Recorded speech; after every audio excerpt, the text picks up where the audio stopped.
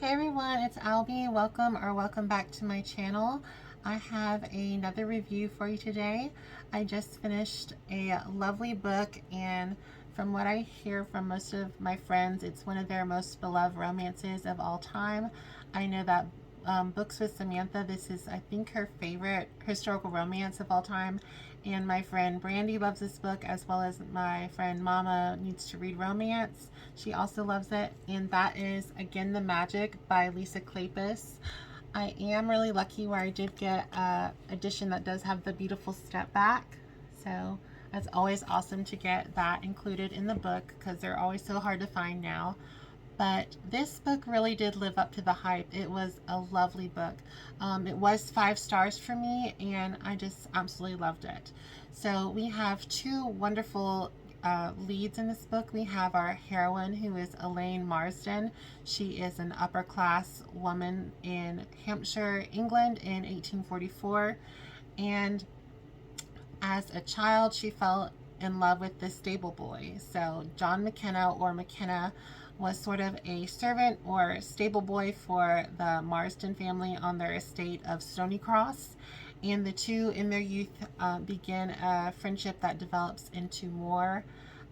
Sadly though, as we learn in the beginning of the book, that is sort of a forbidden taboo love that could never happen. And so before the two can get close to consummating their relationship, so to speak, McKenna is sent away, and in order for McKenna to sort of stay away, Elaine says some really hurtful and dastardly things to make him feel as if he was never loved or wanted by her. So in this book we have this lovely juxtaposition of the second chance, as well as forbidden lovers, as well as childhood friends to lovers, and this unrequited anger and passion that was never resolved. So what I really enjoyed about this book was that John McKenna was a self-made man. He comes back 12 years later and is completely different from the young, lanky stable boy that he once was. He is now a tycoon in the American business world. He is a self-made man. He has plenty of money, and he's still unwed. So when he returns back to Stony Cross, he sees that Elaine is also unwed, although she is sort of in a, I guess, a blossoming fiance ship engagement. Fiance ship. She's in a blossoming engagement to a wealthy man named Adam. But there's a little more to that story as well. So this book had just some wonderful passion. I really enjoyed McKenna a lot. I think Lisa Kleypas writes some wonderful heroes. If you're looking for really strong, competent heroes that are not jerks, but are just really passionate and, I guess, forceful, but in this really magnetic, energizing way, not in like a jerky way. So her heroes are really, I don't think a guy like McKenna or some of her other heroes really exist in this world. I mean, it is fictional, so they don't really exist, unfortunately. But McKenna was just really an interesting person. I really liked his story arc of going from a stable boy that was sort of unloved to this wealthy tycoon of American fortune. One thing I noted in this book is how similar it seems to be to the storyline of, I think it's called An Affair to Remember, starring Cary Grant and I believe Deborah Carr. And if you've never seen An Affair to Remember, it is really mentioned a lot, and I think it was an influence for Nora Ephron when she wrote and directed her classic Sleepless in Seattle. It was pretty similar, I think, to that storyline as well. And if you look at some of the parallels between references of An Affair to Remember, they're really similar to this book. There's like the scenes of just this unrequited love and unresolved anger and passion. So when we have our prologue, so to speak, McKenna is, his heart is ripped out of his chest. He is completely downtrodden. He's brokenhearted. The woman that he really loved and cared for and wanted to spend the rest of his life with is basically like, I was just sort of using you. No, he doesn't know that this is all a lie. So it's sort of that they don't know that we know that they know sort of thing. So it's just this lovely, I guess, mistaken, unrequited anger and passion. But of course, they may or may not come together and have things resolved. I don't want to do too many spoils. But the book was really lovely. Now, I will say, I felt a little bit at the beginning that Aline was in a lot of power over McKenna, and not really in like a feminist way, more so like I felt personally that she was sort of forcing McKenna a little. Like there was a scene in really early chapters where it felt like she really was pushing this consummation forward, and McKenna was like, no, I don't really want to.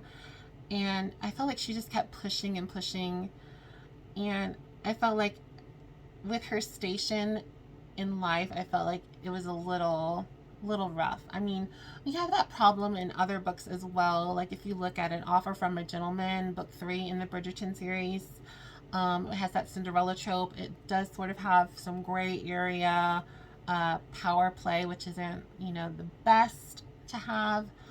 But that's like my one beef with the book. That, and I wanted a little more groveling. I wanted a little more anger because, you know, hearts were broken, lies were told, and futures were completely altered. And I wanted more of that destructive behavior to have a little more destruction and repercussions in the later half of the book, which I didn't necessarily feel that that was present, but I did love the story. So I have a page mark that I really liked, and that's page 228. I believe it's in chapter 12. Yeah, so it's like right on the end of chapter 12. So if you're in an ebook, it's basically Elaine is saying, all I can give you is one night together. I can't do anything more. And John McKenna's like, no, you are not just going to give me one night. I want you to conduct yourself in a different way. I want you to work off your debt on your knees, on your back, and like any other position I want you. And I was like, oh my goodness, he's very forceful. It's like very brooding, angry, Rhett Butler-esque energy, which we don't really see that much in romances today. At least I haven't read any current one. Now this isn't that old. It's less than 20 years. It's, I believe, published in 2004.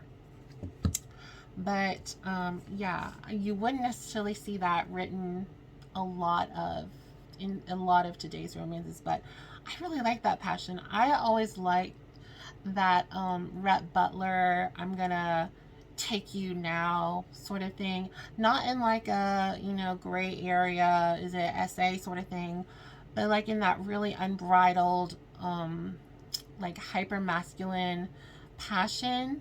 I just find that really interesting. I like that in a historical. I like that windswept passion, and Lisa Kleypas really brought that with this book, and it was really good.